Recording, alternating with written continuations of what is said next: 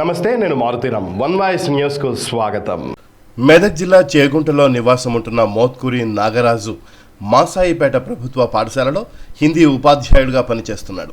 అతను గత మార్చి 28వ తేదీ నుండి అదృశ్యం కాగా అతని కుమారుడి ఫిర్యాదు మేరకు చేగుంట పోలీసులు కేసు నమోదు చేసుకుని విచారణ చేపట్టారు.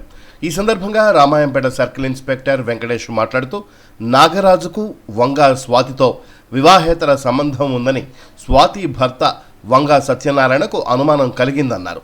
మార్చి 28వ తేదీన అతని బావమరిది మల్లేష్ మరియు మల్లేష్ స్నేహితులైన సునీల్ మరొకరితో కలిసి ప్రభుత్వ ఉపాధ్యాయుడు నాగరాజును చేగుంటలోని అతని నివాసంలోనే కొట్టి చంపారని తెలిపారు. మరుసటి రోజు మృతదేహాన్ని ఒక అద్దె కారులో తీసుకొని హైదరాబాద్ ప్రగతి నగర్ చెరువులో పడేశారన్నారు. ఈ నేరానికి పాల్పడిన వంగ సత్యనారాయణ మరియు మల్లేష్ సునీళ్లను రిమాండ్కు తరలించగా మరో నిందితుడు పరారీలో ఉన్నట్లు రామాయంపేట సర్కిల్ ఇన్స్పెక్టర్ తెలిపారు. వివాహేతర సంబంధం ఉందనే అనుమానంతో ఈ హత్య జరిగిందని సిఐ తెలియజేశారు.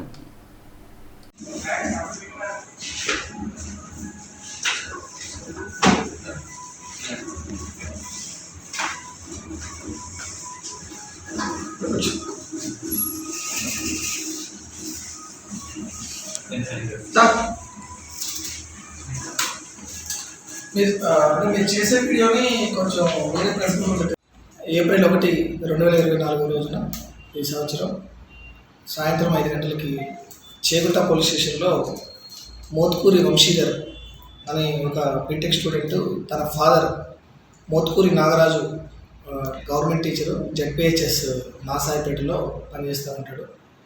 ఆయన 3 రోజుల నుంచి కనపడతలేదని ఆ రోజు చేగుంట పిఎస్లో ఫిర్యాదు ఇవ్వడం జరిగింది. దాని మీద కేసు అవ్వడం జరిగింది. మ్యాన్ మిస్సింగ్లో కేసు అయింది. ఆ తర్వాత దీన్ని పరిశోధించగా దీనిలో కొన్ని వివరాలు ఏంటంటే, ఈ టీచర్ కిరాయికుంటున్న ఇంటి క్రింద వంగ సత్యనారాయణ అనే వ్యక్తి తన కుటుంబ సభ్యులతోటి ఫ్యామిలీ పిల్లలతోటి ఉంటాడు.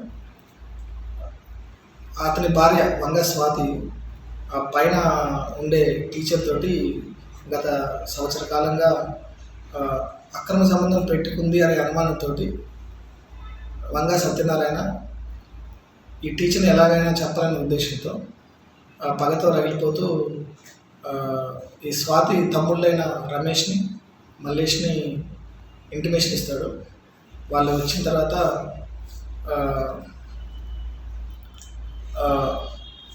ఆ ఆడియో రికార్డ్స్ అన్నీ వినడం జరిగింది. స్వాతికి మరియు టీచర్కి మధ్య ఉన్న ఆడియో రికార్డ్స్. ఆ తర్వాత